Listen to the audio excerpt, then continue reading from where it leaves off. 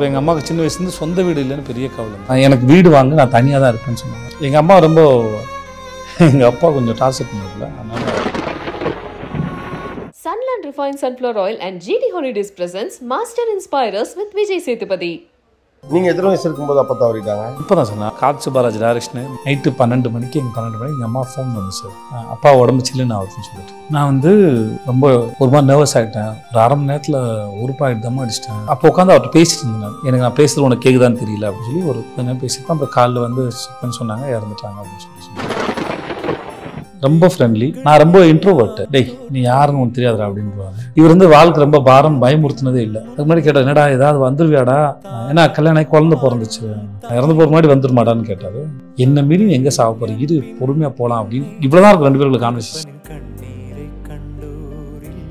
எங்கள் அம்மா 9th 10th படிக்கும்பொழுது நான் சரசுன்னு கூப்பிட ஆரம்பித்தேன். அவங்க நான் அப்பான்னு கூப்பிட ஆரம்பித்தாங்க. எங்கள் அப்பா கொஞ்சம் டார்ச்சர் பண்ணதில்ல, கொஞ்சம் அரகண்டான ஆள். அடிக்கல மாட்டார், பட் கொஞ்சம் அரகண்டான ஆள். அவர் திட்டுறது எல்லாமே ரொம்ப ஹார்டாக இருக்கும். எப்போ என்ன நடக்கும் தெரியாது. வெளியே போயிட்டு வந்தார், ஒரு நாள் சட்டையை கிழிச்சிட்டு வந்தாப்புல, ரோட்டில் சண்டை போட்டு வந்தார். இந்த மாதிரி எதையாவது ஒன்று. இப்போ எங்கள் அம்மாவுக்கு சின்ன வயசுலேருந்து சொந்த வீடு இல்லைன்னு பெரிய கவலை. எனக்கு வீடு வாங்க நான் தனியாக தான் இருப்பேன்னு சொன்னேன். அதனால் அவங்க வீடு வாங்கி தனியாக இருக்காங்க. சரஸ்வதி அம்மா, சரஸ்வதி, காளிமுத்து சரஸ்வதி. எங்கள் அப்பா பாக்கெட்லேருந்து கொஞ்சமாக காசு எடுத்து ஊரில் ஒரு சின்ன வீடு கட்டியிருந்தாங்க. அப்புறம் கடனுக்கு அந்த வீட்டையும் வித்துட்டோம் நாங்கள். அழகான ஃபோட்டோங்க அது. இந்த ஃபோட்டோ நானும் பார்த்தது. ஆமாம் சார், எங்களுக்கு ஆச்சரியம் sir. I made it. Okay. என் குடும்பம் இல்லை, எல்லாருமே ரொம்ப சந்தோஷமாக இருக்கும்ல.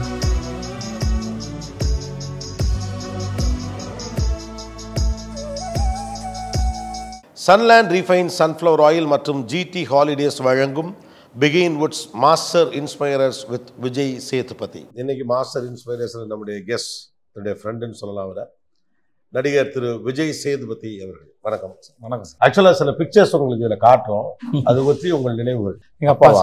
அப்பா. ஓகே. எங்கள் ஆஃபீஸில் வச்சுருக்கோம். பேர் ஜி காளிமுத்து, குருசாமி காளி. அவங்க அப்பா தமிழ் வாத்தியார். அப்படியா? ஆமாம், அவர் குருசாமி தமிழ் வாத்தியார். நான் பல நாள் நைட் 7 PM திருக்குறள் சொல்லுவாராம். இவர் 59 வயசில் இறந்து போனார். இறக்கிறதுக்கு ஒரு 3-4 வருஷம் முன்னாடி ஸ்கூலில் படித்த செயல் வரைக்கும் அவர் ரொம்ப ஞாபகம். மெமரி எக்ஸ்ட்ரானரி மெமரி அவருக்கு, ரொம்ப எக்ஸ்ட்ரா. நான் இது வரைக்கும் இவ்வளோ மெமரி யாரையும் பார்த்ததில்லன்னு நினைக்கிறேன். ஸ்கூலில் அவர் பாஞ்சாலி சபதம் நாடகத்தில் நடிச்சிருக்காரு. பாஞ்சாலியா அந்த வசனம்லாம் பேசுவார், மற்ற வசனம்லாம் பேசுவார். ரொம்ப ஷார்ப்பான மைண்ட் உள்ள ஒரு ஆள். பட் ஃபினான்ஸ் மேனேஜ்மெண்ட்டில் தான் ரொம்ப வீக்கரான ஆள். எதில்? காசுக்கு ஹேண்டில் பண்ணுற ஃபினான்ஸ் மேனேஜ்மெண்ட்டில் ரொம்ப வீக்கரான ஆள். அதனால் நிறைய கஷ்டத்தை அனுபவிச்சார். நீ ஒரு தடவை எதுவும் சொன்னப்போ, இப்போ இவ்வளோ சக்ஸஸ்ஃபுல்லாக நீங்கள் இருக்கீங்க, இப்போ உங்கள் அப்பா இருந்தால் எப்படி இருக்கும் அப்படின்னு கேட்டப்ப, அவரை ஆடி தீர்த்துருப்பாரு அப்படின்னு சொல்லி ஏதோ சொன்னீங்க. நல்லா ஆடுவாப்பலாம், பிரச்சனை இல்லை. அவர் இவருக்கு என்ன தெரிஞ்சுன்னு தெரியல. இவர் மோஸ்ட்லி ஏத்திஸ்ட் தான். ஆனால் குலதெய்வம் கோயிலெலாம் போவார். கடைசியில் சபரிமலைக்கு மாலை போட்டுலாம் போயிட்டு வந்தார், அவரோட போயிட்டு வந்தார். ஆனாலும் ஏத்திஸ்ட் தான் அவர். உங்களுக்கு அவருக்கு எப்படி, என்ன மாதிரியான ஒரு 4 பேர், நாங்கள் 2 பேரும் ரொம்ப க்ளோஸு, ரொம்ப ஃப்ரெண்ட்லி. என் ஃப்ரெண்ட்ஸ்க்கெலாம் தெரியும், ரொம்ப ஃப்ரெண்ட்லி. வாழ்க்கையை பற்றின 2 பேரும் மேபி 2 பேரும் பேசிக்கிறது ரொம்ப இதுவாக இருக்கும். லைஃப் பற்றி 2 பேரும் பேசி பேசுறது நடக்கும். பட் ஆனால் இவர் தான் அடிக்கடி சொல்லிட்டு இருப்பார், நான் ரொம்ப இன்ட்ரோவர்ட்டு. டேய் நீ யாருன்னு உனக்கு தெரியாதுடா அப்படின்றாரு. உனக்கு உன் பிள்ளைங்கிறதுக்காக நீ ஏதோ உயர்த்தி பேசாத, எனக்கு எதுவுமே வராது அப்படின்னு ஆர்குமெண்ட் பண்ணியிருக்கேன். நான் தான்டா உன்னை பெற்றவன், எனக்கு தெரியும்டா நீ யாருன்னு. ஏன்னா அவர் மிச்சம் 3 பேர்கிட்ட சொன்னதில்லை. ஓகே. ஸோ உங்களோட ரொம்ப க்ளோஸ்? இல்லை எல்லாரையும் க்ளோஸ். அதில் எல்லாரையும் ஈக்குவல் தான் பார்ப்பாங்க. இந்த மாதிரி ஸ்டேட்மெண்ட் வேறு யாரோடையும் சொன்னதில்லை. ஓகே. உன்னை பற்றி உனக்கு தெரியாது, டேலண்ட்ல இல்லை, உன்னை பற்றி உனக்கு தெரியாது அப்படின்னு சொல்லுவாங்க. அது எப்படி கோயின்சிடென்ஸாக நடந்துச்சான்னு கூட எனக்கு தெரியாது. எனக்கு நீங்கள் எத்தனை வயசு இருக்கும்போது அப்பா தவறிட்டாங்க? இப்போ தான் சார் நான் ஆக்சுவலாக நடந்தேன் சார். 2009 டிசம்பர் 24 நைட் நான் ஷார்ட் ஃபிலிம் நடிச்சிட்ருக்கேன் சார். காட்சி பாராஜ் டைரக்ஷனு, மணிகண்டன் கேமரா, ராவணம்னு ஒரு ஷார்ட் ஃபிலிம் நடிச்சிட்ருக்கேன் சார். நைட்டு 12 மணிக்கு எங்கள் அம்மா ஃபோன் பண்ணுது சார், அப்பா உடம்பு சில்லுன்னு ஆகுதுன்னு சொல்லிட்டு. நான் ரொம்ப ஒரு மாதிரி நர்வஸ் ஆகிட்டேன். ஒரு அரை மணி நேரத்தில் ஒரு பாக்கெட் தம்மா அடிச்சிட்டேன். ஒரு மாதிரி இருந்தது. நடிக்க எக்ஸ்பிரஷனே வரல. ஏன்னா அது சப்வேயில் ஷூட்டு, பெர்மிஷன் கிடைக்க கஷ்டம், வரல. அப்புறம் வீட்டுக்கு போனேன், பார்த்தேன் சில்லின்னு இருக்குது, தெரிஞ்சிச்சு. அப்போ உட்காந்து அவர்கிட்ட பேசிட்டு இருந்தேன். எனக்கு நான் பேசுகிறது உனக்கு கேட்குதான்னு தெரியல அப்படின்னு சொல்லி ஒரு கொஞ்ச நேரம் பேசியிருப்பேன். அப்புறம் காலில் வந்து செக் பண்ணி சொன்னாங்க இறந்துட்டாங்க அப்படின்னு சொல்லிட்டாங்க. அப்போ அதே 2010 டிசம்பர் 24 என் படம் ரிலீஸ் ஆகுது. நான் ஹீரோ நடிச்சு ஃபஸ்ட் படம். அவர் ஒரு வாரம் முன்னாடி என்கிட்ட பேசும்போது சொல்லியிருந்தார், இந்த மாதிரி நான் அப்போ வரணும்னு ஒரு படம் நடிச்சிருந்தேன், அது வராமல் இருந்தது. அந்த படம் அந்த ஃபோட்டோ காமிச்சிருந்தேன். ஏன்னா ஒருவிட கேட்டார், ஏன்னா லைஃப்பில் தலை போட்டதில்லை. நான் ஒரு பொண்ணை லவ் பண்ணுறேன்னா சரி, எந்த பிள்ளைங்களோட சுதந்திரத்தில் அவர் தலை போட்டதில்லை. இந்த வாழ்க்கை ரொம்ப பாரமே இல்லைன்னு புரிய வச்சது மாதிரி அவர் தான் இருக்கும். இல்லாட்டி ரொம்ப மிடில் கிளாஸில் இருந்த ஒருத்தன் வந்து அதை தாண்டி இந்த ட்ரை பண்ண முடியுங்கிற ஹோப்புனா அது இவர் வந்து வாழ்க்கை ரொம்ப பாரம் பயமுறுத்தினதே இல்லை. அதனால் அது ஒரு காரணமாக இருக்கலாம், அந்த புரிதல் ஒரு காரணமாக இருக்கலாம். அதே 2010 நான் ஃபஸ்ட் படம் ரிலீஸ் ஆச்சு. கரெக்ட், வரணும்னு ஒரு படம் நான் நடித்த படம் வந்து அது ஃபோட்டோ பார்த்தார். அதுக்கு முன்னாடி கேட்டார், என்னடா ஏதாவது வந்துருவியாடா? ஏன்னா கல்யாணம் ஆகி குழந்தை பிறந்துச்சு, எனக்கு 2 குழந்தை பிறந்துச்சு எனக்கு. அப்போ அந்த ஃபோட்டோ காமிச்சு, இங்கே பாரு எனக்கு ஓரளவு நடிக்க வருது, கவலைப்படாதுங்க ஏதாவது வந்துடுறேன் அப்படின்னு சொல்லியிருந்தேன் நான். அப்புறம் இது இறந்து போகிறதுக்கு ஒரு வாரம் முன்னாடி நான் இறந்து போகிற முன்னாடி வந்துருமாடான்னு கேட்டார். என்னை மீறி எங்கே சாக போகிற, இரு பொறுமையாக போகலாம் அப்படின்னு. இவ்வளோ தான் இருக்கும் 2 பேருக்கு கான்வர்சேஷன் இருந்தது. போயிடுச்சு அது. அதான் அது. பட் உங்களுக்கு இது மாதிரி நல்ல நெருக்கமாக வர வந்திருக்கீங்க, நிறையா பேசுகிறீங்க, ஏன்னா ஃபாதர் சன் ரிலேஷன்ஷிப் அது மாதிரி நல்லா க்யூட்டான வருது. பட் நீங்கள் இவ்வளோ சக்ஸஸ்ஃபுல்லாக இருக்கிறது அப்பா பார்க்கலைங்கிற மாதிரி எதுவும் அந்த ஃபீல்லாம் உண்டா? அது அப்பப்போ வரும். இந்த மாதிரி அவருக்கு கமல் சார் ரொம்ப பிடிக்கும். அப்போ அதை பார்க்க அந்த ஆள் இல்லைன்னு தோணுச்சு. விக்ரம்லாம் கமல் சார் ரொம்ப பிடிக்கும் அவருக்கு. அவர் அதிகமாக படம் பார்க்க மாட்டார் அவர். அதனால் அப்புறம் ஃபஸ்ட்டு படம் நான் கமிட் ஆகிட்டேன் இல்லை முடிச்சிட்டேன் அப்படிங்கும்போது எல்லார்ட்டையும் சொன்னோம். ஆனால் என்னமோ தெரியல, அது அப்பாட்ட சொன்ன மாதிரி ஒரு ஃபீல், அது கம்ப்ளீட் ஆகாத ஒரு ஃபீல் அது. ஓகே, அது அப்பாட்ட சொல்லும்போது அது கம்ப்ளீட்டே ஆகுது. அது என்ன தெரியல, அது வேற ஒரு அது இன்ன வரைக்குமே அது வந்து ஒரு முடிஞ்சிச்சாங்க இன்னும் இல்லை. நீங்கள் நான் இந்த வாழ்க்கையை நான் கொண்டாடுறது வந்து கம்ப்ளீட் ஆகிக்கிட்டா இன்னும் இல்லை. அது இந்த ஆள் பார்க்காம போயிட்டாப்புல, ஒரு ஏக்கத்தோடய போயிட்டார்ல, அந்த ஒரு இது மட்டும் அந்த ஆள் பார்த்துருக்கணும், அவ்வளோதான். ஓகே, தெரிஞ்சிருக்கணும்னு அட்லீஸ்ட். உன்னை பற்றி எனக்கு தானே தெரியும்னு சொன்ன அவருக்கு தெரிஞ்சிருக்கணும்ல, இல்லை தன்னுடைய விதை மரம் ஆயிடுச்சுன்னா அது தொனிட்டோம் அப்படின்ற. ஸோ அப்பப்போ இந்த மாதிரி ஒரு படம் ஹிட் ஆகிறப்ப போகிறப்பெல்லாம் லைட்டாக அந்த ஒரு தாட் வந்து தான் இல்லை. இந்த மாதிரி தான் மைலேஜ் இல்லை. ஷாருக் கான் நடிக்கும்போது, ரஜினி சார் நடிக்கும் அந்த மாதிரிலாம், ரஜினி சார் என்னை பற்றி பேசும்போது, கமல் சார் என்னை பற்றி சொல்லும்போது, விஜய் சார் பற்றி இப்போ இந்த மாதிரி பெரிய மனுஷங்க பேசும்போது இப்போ அவங்களுக்கு தெரியும்ல. எப்படி பிக் ஆர்டிஸ்ட் வந்து இதுலேருந்து வெளில பார்ப்போம். ரஜினி சார் உங்களை பற்றி பேசினா இருக்கலாம், இல்லை விஜய் உங்களை பற்றி பேசினதா இருக்கலாம், கமல் சார் பேசினதா இருக்கலாம், ஷாருக் பேசினதா இருக்கலாம். எல்லாமே வந்து அவ்வளோ பெரிய ஸ்டார்ஸ் வந்து ஜஸ்ட் மேடைக்காக அதை பேச முடியாது. அவங்க அந்த கிரெடிட்டை எங்கேயாவது ஒரு இடத்துல கொடுக்கணும் இருக்குது அப்படின்னு ஒரு ரொம்ப ஆர்வத்தோடு அதை பேசுகிறது. அதெல்லாம் டக் டக் டக் டக்குன்னு நடந்த மாதிரி ஒரு ஃபீலிங். இதெல்லாமே ஒரு ஷார்ட்டாக பீரியடுக்குள்ளே நடந்துச்சு. ஹவு டிட் யூ கன்சீவ், அதை எப்படி ஜீர்ணிச்சிங்க, எடுத்துக்கிட்டீங்க? இவங்கெல்லாம் மிகப்பெரிய ஆளுமைகள் இல்லை சார், பெரிய ஆளுமை தான் சார். மணி சாரோட ஒர்க் பண்ணியிருக்கேன் நான்.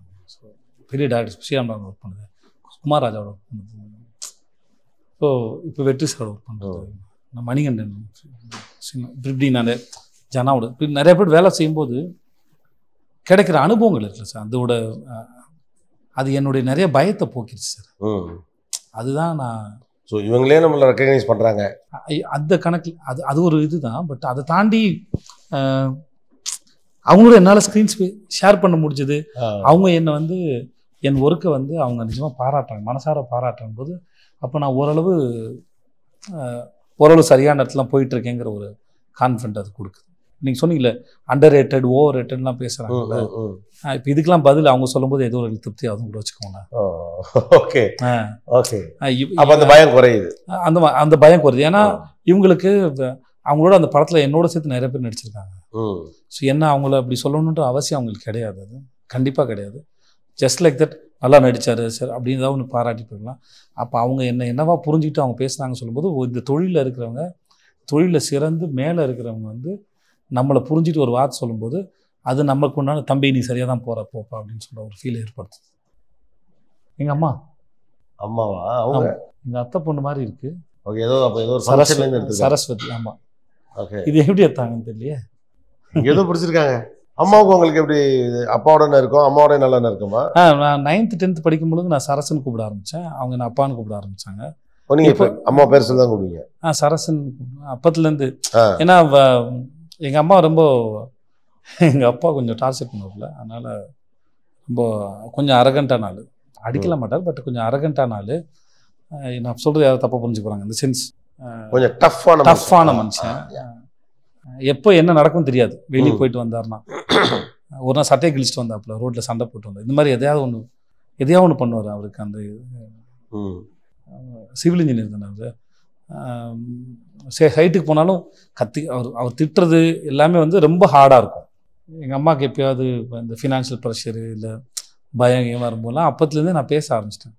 கவலைப்படாத சரசு, ஒன்றும் இல்லை அப்படி இப்படின்னா சரியாயிடும் அப்படின்னு ஏதாவது பேசுவேன், ஆறுதல் பேசுவேன். அப்போ ஆரம்பிச்சது. நான் அப்பாவாகி எங்கள் அம்மா எனக்கு பொண்ணாகி இப்போ வரைக்கும் அப்படி தான் இருக்கு. இப்போ அதே ஃப்ரீக்வன்சி தான் பேசுவீங்க? ஆமாம் சார், ஆமாம். இப்போ வரைக்கும் அப்படி தாங்க. என்னடா அம்மா என்ன சர்ச்சு அப்படின்னு தான் இருக்கும் அது. அப்பயே நான் ஆயிட்டேன், நான் அப்பாவாயிட்டேன் எங்கள் அம்மாவுக்கு. அப்போ வரைக்கும் இப்போ உங்களுடைய குரோத்தை பார்க்குறது உங்களுக்கு எவ்வளோ ஹாப்பியாக இருக்கு? சந்தோஷமாக இருக்கும். எங்கள் அம்மாவுக்கு என்ன அது ஒரு மாதிரி, அது எல்லாத்துக்கும் சேர்த்து நான் இருக்கிறேன்ற ஒரு நிம்மதி இருக்கும், ஒரு சந்தோஷம். சண்டையும் போடும் அப்பப்போ, 2 பேரும் சண்டை நடக்கும். அதனால் எதையாவது சண்டை நடக்கணும், போய் கட்டி பிடிச்சி முத்தெல்லாம் கொடுத்து கொஞ்சம் சால்வ் பண்ணிட்டு வரேன். ஸோ அம்மா தானே எல்லாத்தையும் மன்னிக்கக்கூடிய மாபெரும் சக்தி இல்லையா? எல்லாத்தையும் பார்த்துக்க இருக்கான் அப்படின்னு அவங்க நிம்மதியாக இருக்காங்கன்னு சொல்லி அது என்ன மீன் பண்ணுறீங்க? இல்லை, ஒரு பிள்ளை இப்படி இருக்கும்போது கொஞ்சம் இந்த ஏற்கனவே ஃபினான்ஷியல் நிறைய கஷ்டப்பட்டதை தாண்டி இப்போ வந்து எல்லாரையும் பார்த்துப்பான். அந்த மாதிரி யாருக்கும் பெத்ததாய்க்கு எப்பயுமே எல்லா பிள்ளையும் நல்லா இருந்தா வரும். அந்த அந்த அந்த அந்த நிம்மதி இருக்கு. அந்த நிம்மதி இருக்கு. ஆக்சுவலாக பெரிய சக்ஸஸ்ஃபுல்லான ஆளுங்கிறத விட இதுதான் பெரிய சக்ஸஸ். இந்த பிள்ளை நம்ம ஒட்டுமொத்த குடும்பத்தையே பார்த்துக்கணும். ஒரு அம்மா, எங்கள் அம்மாவுக்கு சின்ன வயசுலேருந்து சொந்த வீடு இல்லைன்னு பெரிய கவலை. அதனால் எனக்கு வீடு வாங்க, நான் தனியாக தான் இருப்பேன்னு சொன்னாங்க. அதனால் வந்து அவங்க வீடு வாங்கி தனியாக இருக்காங்க. போய் பார்த்து சென்னையில் தான் இருக்காங்க. சென்னையில் இருக்காங்க. ஆனால் அவங்களுக்கு சொந்த வீட்டில் இருக்கணுங்கிறது அவங்க ரொம்ப நாள் ஏற்கும். அது ஊரில் எங்கள் அப்பா பாக்கெட்லேருந்து கொஞ்சமாக காசு எடுத்து ஊரில் ஒரு சின்னதாக வீடு கட்டியிருந்தாங்க. அப்புறம் கடனுக்கு அந்த வீட்டையும் விற்றுட்டோம். நாங்கள் ஒரு சென்ட்டில் கட்டியிருந்த வீடு அதையும் விற்றுட்டோம். அதுக்கு சொந்த வீடு வேணும். அதனால் அது எங்கள் அம்மா சொந்த வீட்டில் இருக்குதுங்கிறது அதுக்கு பெரிய சந்தோஷம். சரஸ்வதி அம்மா, சரஸ்வதி, காளிமுத்து சரஸ்வதி. அந்த அத்தை பொண்ணா யாரும் தெரியல. அந்த ஃபோட்டோ கிளியராக இருந்தால் அதை ஒன்று கேட்டுருவேன், அத்தை பொண்ணை கட்டலையான்னு. இப்போ கேட்குற வயசு இல்லை சார், கேட்கக்கூடாது சார். இல்லை, ஊரில் இருந்தால் பார்த்த பொண்ணு அப்படி இப்படின்னு அது ஒரு ஜாலியாக இருந்திருக்கும்ல. அத்தை இருக்காங்களா உங்களுக்கு? ஆமாம் சார். அப்போ அத்தை பொண்ணு இருக்காங்க. 4 அத்தை சார். கண்ணம்மா. 4 அத்தையா? கஸ்தூரி, கண்ணம்மா, குணவதி, பங்கஜம். 4 அத்தையா? எத்தனை அத்தை பொண்ணுங்க அப்போ? 4 பேர். நீங்கள் இவ்வளோ யோசிச்சதுக்கே உங்கள் அத்தை பொண்ணுங்களாம் கோச்சுப்பாங்க சார். எல்லாரும் கல்யாணம் புள்ள இருக்கு சார். அதை பற்றி என்ன இருக்குது? இருந்தாலும் அத்தை பையன் நீங்கள் தானே? இல்லையே, நான் மட்டும் இல்லைல்ல. அத்தை பசங்களா இப்போ எத்தனை பேர் இருக்காங்க காம்படிஷனு? இல்லை, நான் எங்கள் வீட்லேயே 3 பேர் இருக்கு. உங்கள் வீட்லேயே 3 பசங்க? வரிசையில் 4 அத்தை பொண்ணுங்களா? ஆமாம், ஒரு அத்தைக்கு 3 பசங்க, 3 பொம்பளை பசங்க. ஒரு அத்தைக்கு ஒரு பொண்ணு. இன்னொரு அத்தைக்கு 2 பசங்க, இன்னொரு அத்தைக்கு 2 பசங்க. அவங்களாம் ஊரில் இருக்காங்க? எல்லாம் ஊரில் தான் இருக்காங்க. ராஜபாளையம். ஓகே. அழகான ஃபோட்டோங்க அது. இந்த ஃபோட்டோ நானும் பார்த்துருக்கேன். ஆமாம் சார், எங்களுக்கு ஆச்சரியம் சார். பார்த்தோன்னே என்ன தோணுது இந்த பிக்சரை பார்த்தோம்? ஐ மேட் இட். ஓகே. என் குடும்பம் இல்லை, அது எல்லாருமே ரொம்ப சந்தோஷமாக இருக்கும்ல. ஏதோ ஷூட்டிங் ஸ்பாட்டில் தான் அங்கே போகிறது. அங்கே வந்து நாங்கள் இப்போ நான் அவுட்டோர் ரொம்ப நாள் போயிட்டேன்னா குழந்தைங்களை மிஸ் பண்ணுவேன். ஸோ நல்லா கூட்ட சொன்னேன், என் கூட வந்து ஒரு 2 நாள் இருந்துட்டு போவாங்க. அப்படி வந்த போது இருந்தது தான் அது. அப்புறம் என் குழந்தைங்க இந்த வயசில் இருந்தது வந்து ரொம்ப அற்புதமான தருணம் அது. அப்பா பேச்சை கேட்க வேணான்னு வளர்ற வயசுக்கு முன்னாடி இந்த வயசு, அப்பாவோட சண்டை போகிறதுக்கு உண்டான வயசு இருக்கும் இல்லையா, அதுக்கு முந்தின வயசு. இப்போ ரொம்ப கஷ்டம், எதையாவது சொல்லி புரிய வைக்கிறது ரொம்ப கஷ்டம். இப்போ கொஞ்சம் பெரிய பிள்ளைங்க ஆர்குமெண்ட் பண்ணுறாங்க. நான் அது வரவே இருக்கிறேன். தனக்கு எவ்வளோ அறிவு வந்திருக்குன்னு யார் கூட செக் பண்ணுறது? அப்பனோட சண்டை போட்டு தான் செக் பண்ண முடியும். அதனால் நான் அதை வரவேற்கிறேன். நீங்களும் அப்படி தான் செக் பண்ணி எல்லாரும் அதான் பண்ணுவாங்க. அதனால் அதை ரொம்ப வரவேற்கிறேன். சஸ்மா அதுவே ரொம்ப டார்ச்சராகவும் இருக்கும். ரொம்ப கெஞ்சியாக அதை புரிய வைக்க ட்ரை பண்ணுவேன் சம்டைம்ஸ் வந்து. பட் இந்த பிக்சர் வந்து ஒரு ரைட் டைம் பிக்சரில் இந்த பசங்க குழந்தைங்க எல்லாரும் கரெக்டாக. அப்போ அவனுக்கு 14 வயசு எனக்கு நினைக்கிறேன், 14 வயசு. என் பொண்ணுக்கு 12 வயசுன்னு நினைக்கிறேன். பல்லு ஒரு பல்லு விழுந்திருக்கு ரைட்டில். அப்போ வந்து நம்ம தானே ஹீரோ, அப்பா தானே ஹீரோ. இப்போ வந்து நானும் ஒரு ஹீரோ அப்படின்னு சொல்லிட்டு வந்துடுறாங்க. அதனால் 2 பேருமே சரி. அதனால் 2 பேருக்கும் ஒரு விஷயத்த வந்து பேசும்போது இப்போ வந்து முன்னாடி இப்போ நல்ல பெரிய டிஸ்கஷனாக போகுது. ஓகே, ஒரு விஷயம் அவருக்கு அந்த துறை தெரியுது அப்படிங்கிறது. என்ன உங்களோட அடுத்த ஜென்ரேஷன் போன ஜென்ரேஷன் பார்க்காதீங்களா, உங்களை என்டர்டெயின் பண்ணுற அத்தனை பேரும் உங்களோட 2 தலைமுறை முன்னாடி இருக்காங்க. உங்களுக்கு யாரை பிடிச்சிருந்தாலும் சரி, அது மியூசிக் டைரக்டராக இருக்கட்டும், இல்லை பெரிய ஆக்டராக இருக்கட்டும், இல்லை என்னவாக இருக்கட்டும், அவங்க யாரும் உங்கள் வயசில் உண்டான ஆள் கிடையாது. அவங்க எல்லாரும் என் வயசோ என்னோட பெரிய ஆள். அதனால் என்னை பார்த்து இந்த ஓல்டு ஜென்ரேஷன் சொல்கிற வேலைலாம் வச்சுக்கூடாது அப்படின்னு சொல்லி பேசி நினைக்கிறேன். So dress but very sweet. நீங்கள் சொன்னால அந்த ஃபர்ஸ்ட் வேர்டு எனக்கு ரொம்ப பிடிச்சிருந்துச்சு, ஐ மேட் இட். அதுக்குள்ளே எல்லாம் வந்துருச்சு, மகிழ்ச்சி, பிரவாகம், அவ்வளோ. ஆமாம்ல, நம்ம ஏன்னா எல்லாம் உருவாக்கி தான் இது என்னோடது, நானே பண்ணது, எனக்காகவே செய்தது. எங்கே பார்க்கவே முடியல, எனக்கு ரொம்ப பிஸியாகவே இருக்கீங்களே. பிஸியாலாம் இல்லை சார், அப்படிலாம் ஒன்றும் இல்லை சார், நிறையா குறைச்சிட்டேன் சார். ஆக்சுவலாக நிறையா குறைச்சிட்டீங்க. அதை நேராக அப்படி கேட்டால் அப்படி இல்லையே அப்படின்னு ஒரு வேலை சொல்லிட்டா என்ன பண்ணுறது அப்படிங்கிறது இல்லை. எஸ்பெஷலி ஆஃப்டர் கோவிட் ரொம்ப சூஸியாக இருக்க மாதிரி ஒரு ஃபீல் இருக்குது. எப்பயுமே சூஸி தான் சார், முதல்ல எப்பயுமே சூஸி தான் சார். அந்த ஹிந்தியில் தொடர்ந்து ஒரு 5 இது பண்ணிட்டு இருந்தேன். அதுக்கு ஒரு பெரிய டைம் எடுத்தது. அதுக்கு வந்து இந்த ரிலீஸ் வந்து நம்ம கண்ட்ரோலில் இருக்க மாட்டேங்குது. அதனால் பக்கத்தில் ரிலீஸ் ஆகிடுது. ஸோ அதனால் பெட்டர் டு அவாய்ட், அதுக்காகவும் சேர்த்து. ஆனால் இந்த ப்ராப்ளம் விஜய் சேதுபதியுடைய கெரியரில் அப்பப்போ வந்துட்டு போகல, எப்பயுமே இருக்குது. தொடர்ச்சியாக நிறைய படம் வரும், அப்புறம் பார்த்தா எங்கள் படத்தை காணும் நிறைய படம் வந்துட்டு இருந்துச்சு. நானும் சொல்லுவேன் அப்படி பண்ணாதீங்கன்னா யாரும் கேட்க மாட்டாங்க. ஸோ அதனால் நம்ம கண்ட்ரோல் இல்லை. ஸோ பெட்டர் வந்து இதையே தள்ளி பண்ணுவோம், பொறுமையாக பண்ணணும்னு முடிவெடுத்து. ஸோ அப்படி ஆகிடுச்சு. ஐ மீன் நம்பர் ஆஃப் ஃபிலிம்ஸை குறைச்சிப்போம் அப்படிங்கிற மாதிரி ஒரு ஐடியாவுக்கு வந்திருக்கீங்களா? அந்த மாதிரி கணக்கான்னு தெரியல, பட் அப்படியும் வச்சுக்கலாம். அதை குறைச்சிக்கலான்னு ஒரு கணக்கு இருக்கலாம். மற்றபடி அப்படி தொடர்ந்து ஓடிக்கிட்டே இருக்க முடியல. தொடர்ந்து ஓடும்போது நமக்கு அதோட ரிசல்ட்டாக ஒன்று எதிர்பார்ப்போம்ல. நம்ம செஞ்ச வேலை வந்து சரியாக போய் சேரணும்னு ஒரு கணக்கு இருக்கும்ல. அந்த சரியாக போய் சேருது, அது நம்ம கையில் இல்லாத போது நம்ம கிட்டேருந்து என்ன பண்ணலாம் யோசிச்சு அதை கொஞ்சம் குறைச்சிக்கிறது. சரி, உங்களுடைய இப்போ 50வது படம் இல்லை, எனக்கு தெரிஞ்சு ஒரு ஷார்ட் ஸ்பேன் ஆஃப் டைம்ல 50th மூவி வந்திருக்கிற ஒரு ஹீரோ அப்படின்னு நினைக்கிறேன், இன்னைக்கு இருக்கக்கூடிய ஸ்டாண்டர்ட்ஸோட கம்பேர் பண்றப்போ. இதை வந்து ஒரு ஷார்ட் ஸ்பேன் ஆஃப் டைம்ல 50வது படத்துக்கு வந்திருக்கிறது ஒரு அட்வான்டேஜ் அப்படின்னு பாக்குறீங்களா, இல்ல நம்ம ரொம்ப நிதானமா இன்னும் குறைவான படங்கள் பண்ணி தான் வந்திருக்கணும் அப்படின்னு நினைக்கிறீங்களா? இப்ப இருக்க எக்ஸ்பீரியன்ஸ் அண்ட் எக்ஸ்போஷர் இது 2 தான் பார்க்கலாம் சார். ஒன்று வந்து பிஸ்னஸ் வைஸாக பார்த்தீங்கன்னா நிதானமாக வந்திருக்கலாம்னு சொல்லலாம். பிஸ்னஸ் வைஸானா உங்களுடைய ஜென்ரல் மார்க்கெட் வியாபாரத்துக்கு வந்து நீங்கள் நிதானமாக வந்திருக்கலாம். நிதானமாக வரும்போது அதுக்கு வந்து ஒரு எக்ஸ்பெக்டேஷன்ஸ் கிரியேட் ஆகும். அது ஒரு உங்களோட மார்க்கெட் வந்து இன்னும் கொஞ்சம் பொசிஷன் பண்ணும்.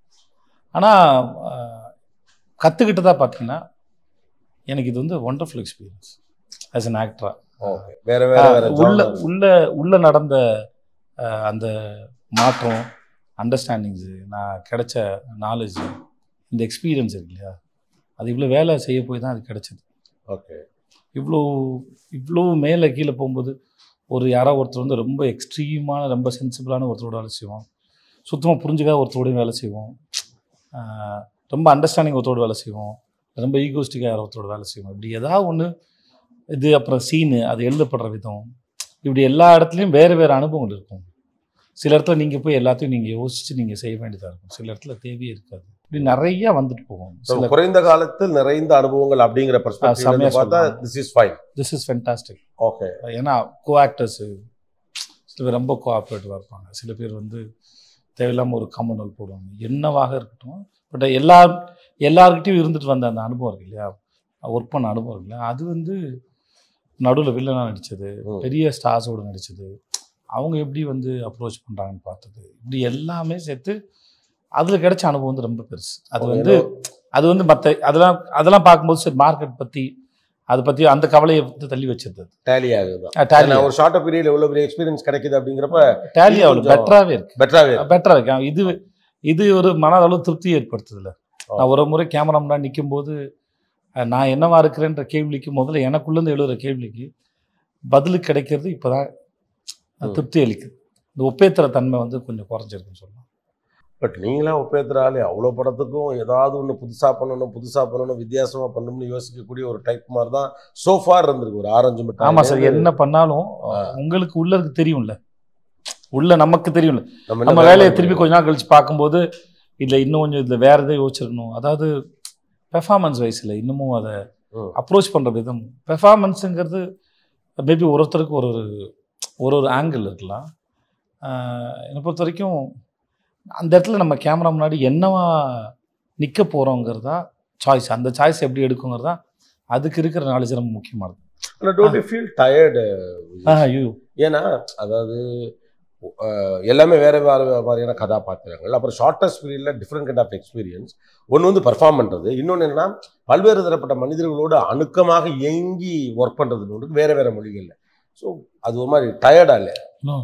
அதான் ஒரு முறையும் உங்களை வந்து நீங்கள் வேலைக்கு முன்னாடி நிற்கும்போது அந்த வேலை கேட்கும், இப்போ என்னடா பண்ண போகிறேன்னு கேட்கும். அந்த கேள்விக்கு பதில் ஒரு முறை தேடுறது ரொம்ப நல்லாயிருக்கும். ஓகே. அது இப்போ அது என்ன ஆகுதுன்னா, இந்த அனுபவத்தின் வழியாக நிதானம் கிடச்சிருக்கு.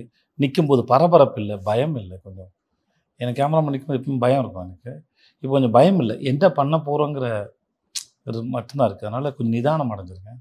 ஸோ அது இந்த அனுபவம் கிளாரிட்டியான ஒரு ஆர்டிஸ்டாக இருக்க மாதிரி ஃபீல் ஆகுது. நிதானம் தான் கிளாரிட்டின்னு நம்புறேன். ஏன்னா இப்பயும் எது பண்ணுறோங்கிறது, இப்போ நான் ஒரு சீன் இருக்குது, அந்த சீனை ஒரு ஆங்கிள் அப்ரோச் பண்ணுறேன், இல்லை டேரக்டர் ஒரு ஆங்கிள் சொல்கிறாரு, நம்ம அப்ரோச் பண்ணுறோம். அது முழுசாக நம்ம அடைஞ்சிட்டோமான்னு தெரியாதுல்ல. அந்த கன்ஃபியூஷன்ஸ் எப்பயுமே இருந்துட்டு தான் இருக்கும்.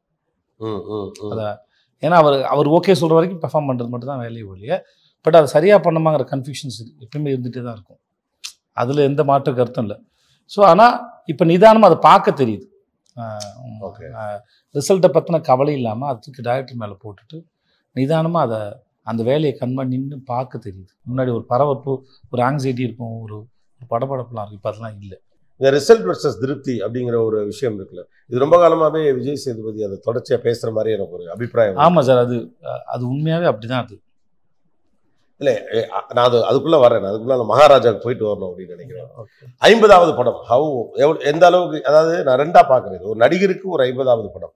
அப்புறம் வந்து சம்வேர் ரொம்ப ஹம்பிளாக ஏதாவது ஒன்று பண்ணி பொழைச்சி மேலே வரணும்னு நினைக்கிறேன். இங்கே இருக்கிற பெருவாரியானவர்களுடைய ஒரு ரெப்ரசன்டேட்டிவ் விஜய் சேதுபதி ஒரு சினிமா நடிகன் என்பதை தாண்டி அவனுக்கு இருக்கிற முக்கிய அடையாளம் என்பது அவன் நான் தான் அப்படிங்கிறது தான். இஸ் மீ, நான் தான் அது அப்படிங்கிறதுனால தான் வந்து உங்களுக்கு நீங்கள் அவங்களோட வைக்கிற உறவுமே கூட நான் பல நேரத்தில் அப்படி தான் பார்ப்பேன். எங்கே பார்த்து மாதிரி இருக்கடா, ஒரு பெரிய அரங்கத்தில் ஒரு சாதாரண ஒரு டே எப்படா இருக்க அப்படின்னு சொல்ல வர்றதெல்லாம் என்னென்னா, நானும் நீ ஒன்று தான் அப்படின்னு உங்கள் மனசில் இயல்பாக ஒன்றா இருக்குது. அவங்களுக்கு உங்கள்கிட்ட நெருக்கம் இருக்கிறதுக்கான காரணம் அதுதான். ஒரு ஆர்டிஸ்ட்டுக்கு வந்து ஒரு ஸ்டார்டம் கிடைக்கிறது அந்த இடத்துல தான் அப்படின்னு நான் நினைக்கிறேன். அவருடைய ப்ரொஃபைலை தாண்டி அவருக்கு வெளியில் அதை தாண்டி என்ன ஒரு நெருக்கம் ஏற்படுது. ஸோ 50வது படம் அப்படிங்கிறத ரெண்டு மாதிரி பார்க்க வேண்டியது. ஒரு நல்ல பண்பட்ட நடிகராக தன்னை முன்னிறுத்திய ஒருவரின் 50வது படம். இதில் இன்னொன்று என்ன அப்படின்னு கேட்டோம்னா, நான் சொன்ன மாதிரி சினிமாவை தாண்டி ஒரு பர்ஃபார்மரா அல்லது கஷ்டப்பட்டு வந்த ஒரு ஆளா அவருடைய 50வது படம். இது எந்த வகையில் மகாராஜாவை நீங்கள் ரேட் பண்ணுறீங்க? நம்பர்ஸ் பற்றி முதல்ல அந்த கணக்கு போடுறதே இல்லை. நம்பருங்கிறது அது ஒன்று வியாபாரத்துக்கோ ஒரு அனௌன்ஸ்மெண்ட்டுக்கான ஒரு வேலை தானே ஒழிய அதில் நத்திங் கிரேட் அபவுட். ஒரு 50வது படங்கிறப்போ ஒரு சின்ன கூடுதல் கவனிப்பு இருக்கும், அவ்வளோதானே ஒழிய அது ஒரு பிரயாணத்தில் ஒரு மைல்கல்ல பார்க்குற மாதிரியான ஒரு திருப்தி தானே ஒழிய அதை தாண்டி அது மேலே என்ன இருக்குன்னு எனக்கு தெரியல. இவ்வளோ பண்ணிட்டோமா அப்படின்னு சொல்கிற அளவுக்கு அந்த இவ்வளோங்கிறது எதை வச்சு இவ்வளோன்னு சொல்கிறேன்னு தெரியல. இதோட ஒப்பிட்டு சொல்கிறதுன்னு தெரியல. இல்லை ஒரு என் கூட வந்த இல்லை என் கூட இருக்கிற மற்றவங்களோட கம்பேர் பண்ணி இவ்வளோன்னு சொல்லிட்டு நம்மளே சந்தோஷம் அடைஞ்சிக்கிறான்னு தெரியல. அதனால் நம்பர்ஸ் மேலே எனக்கு ஒன்றும் பெரிய அப்படிலாம் ஒன்றும் தெரியல. பட் ஆனால் அந்த சத்தமாக வரும்போது 50வது படம் அப்படின்னு ஒரு சத்தம் வரும்போது, நான் மகாராஜா மாதிரி ஒரு படம் பண்ணதும் 25வது படம் ஒரு சத்தமாக வரும்போது, அது சீதக்காதி மாதிரி ஒரு படமாக இருந்ததும் என்னை பொறுத்த வரைக்கும் அது எனக்கு ரொம்ப பெருமைக்குரிய விஷயமா இருக்குது. மகாராஜா அப்படிப்பட்ட படம் தான். அதில் நித்திலனோட படம் பண்ணுது. ஏன்னா அவனை எப்படி விவரிக்கிறதுன்னு தெரியல. அவன் ஒரு மாதிரி ரொம்ப க்யூட்டான ரொம்ப நல்ல பையன். அவனோட வேலை செஞ்சுதான் தெரியும். அது என்னவா நான் அவனை எக்ஸ்பிளைன் பண்ணதில்லை. Very sincere director. அது ரொம்ப சாதாரண வார்த்தை. தாட் ரொம்ப நல்லாயிருக்கும். ஒரு மாதிரி அது சொல்லக்கூடாது. பட் ஆனால் எப்படி ஒரு கதையை யோசிக்கிறேன்னு கேட்டபோது அவன் சொன்ன விதம் ரொம்ப பிடிச்சிருந்தது. நான் அவங்களுக்கு இன்டர்வியூ முடிச்சிருந்தேன், அவங்களுக்கு சொல்கிறேன் அவங்களுக்கு. ஆனால் ரொம்ப நல்லா இருந்தது. அவன் சொன்ன விதம் வந்து ரொம்ப நல்லா இருந்தது. ஒர்க் பண்ணும்போதும் சரி, அவன் ஒரு சீனை வந்து ஒரு ஆக்டருக்கு எக்ஸ்பிளைன் பண்ணும்போதும் சரி, அது எல்லாமே வந்து ரொம்ப சுவாரஸ்யம் வந்து அவனோட வேலை செஞ்சது இந்த படம். அப்புறம் இந்த படத்தோட கதை, அவங்க சொல்ல வர இந்த கதையை வந்து இப்போ இங்கே எல்லா கதையும் சொல்லப்பட்ட கதைகளாக தான் சொல்லுவாங்க. ஆனால் அது எந்த எப்படி அப்ரோச் பண்ணுறோம் தான் அதுக்கு அது இந்த மகாராஜாங்கிற அந்த படத்தை நெத்தில் அப்ரோச் பண்ண விதம் வந்து ரொம்ப பியூட்டிஃபுல்லாக சர்ப்ரைஸ் எலிமெண்ட்ஸ் நிறையா இருக்கும். நான் டீசர்லேயே நிறைய சர்ப்ரைஸ் எலிமெண்ட் இருக்குது. நிறைய வித்தியாசமான கதாபாத்திரங்கள் அப்படிங்கிறது வழக்கமான பாணி தான் விஜய் சேதுபதி. நான் நிறைய பார்த்த வரைக்கும். பட் இதில் வந்து ஒரு சலூன் கடையில் இருக்கிறாரு, அங்கே ரொம்ப ஏதோ இது பண்ணுறாரு. அப்புறம் அந்த விஜய் சேதுபதி ஸ்டைல்னு சார் ஏதோ ஒன்று சொல்ல ட்ரை பண்ணுறாரு. ஒரு மாதிரி ஒரு த்ரில்லர் மூவியா அப்படின்னு ஒரு சின்ன ஆமா த்ரில்லர் படம். இட்ஸ் த்ரில்லர் இட்ஸ் த்ரில்லர் தான். ஆனா இதெல்லாம் எப்படி இருக்கணுங்கிறது அவன்கிட்ட இருந்து தான் எடுத்தது. இது எதுவுமே நானா பண்ணலது. நித்திலனுக்கு அது எப்படி சொல்லணுங்கிற ஒரு இருந்தது. லக்ஷ்மி சார் அது எல்லாமே அவங்ககிட்ட இருந்து எடுத்தது. ஓகே, ஸ்பாய்லர் ஆயிட வேண்டாம், இருந்தாலும் ஒரு கியூரியாசிட்டிக்காக கேட்குறேன்.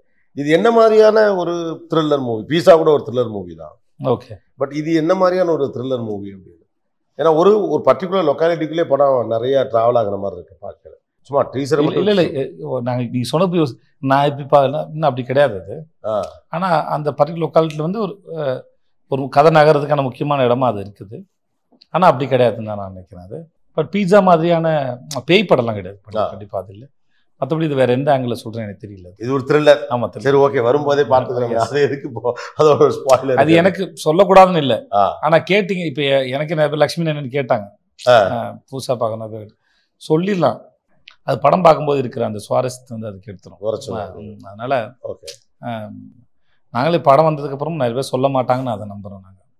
இல்லைன்னா லக்ஷ்மி என்னன்னு சொல்ல மாட்டாங்கன்னு ஆடியன்ஸாகவே அந்த த்ரில்லர் என்ஜாய் பண்ணவங்க அதை சொல்ல மாட்டாங்க. நம்ம இப்போ நீங்கள் நல்லா பீட்சாவை ஞாபகப்படுத்துங்க. பீட்சா அப்போ என்ன இருந்ததுன்னா ஆக்சுவலாக அந்த கிளைமாக்ஸ் நிறைய பேர் சொல்லலை. ஆமாம், அவங்களே ரொம்ப ஜெனியூன் நீ படத்தை பாருனாங்க. ஏன்னா எனக்கு ப்ரெஸ்ஸில் ஒரு ப்ரெஸ் மீட் நடந்தப்போ வந்து யாரோ கேள்வி கேட்டார், அதே கண்களோட என்ன இப்போ த்ரில்லாக இருந்த போது இது ரிப்பீட் ஆடியன்ஸ் வருவாங்கன்னு கேட்டாங்க. அப்படிதான் இப்படி தான் நினைக்கிறேன் கேள்வி.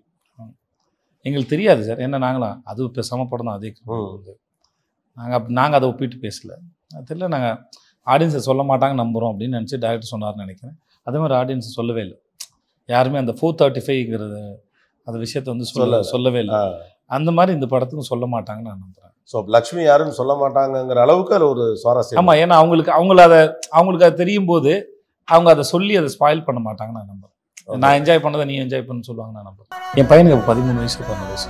ஏமா என் பையன் உன்னோட ஒரு 4-5 வயசு தான் வச்சுன்னு பாருங்க. என்ன உங்கள் அப்பாவை நினச்சிக்கோமா, உங்கள் அப்பாவை நினச்சி எனக்கு ட்ரீட் பண்ணுமா அப்படின்னு சொல்லிட்டேன் நான். ஒரு பொண்ணை பார்த்துட்டு நான் உங்கள் அப்பாவை நினச்சிக்குவோன்னு சொன்னதுக்கப்புறம் திருப்பி நான் அந்த பொண்ணு போய் ரொமான்ஸ் பண்ணுறது. Sunland Refined Sunflower Oil and GT Holidays presents Master Inspirers with Vijay Sethupathi.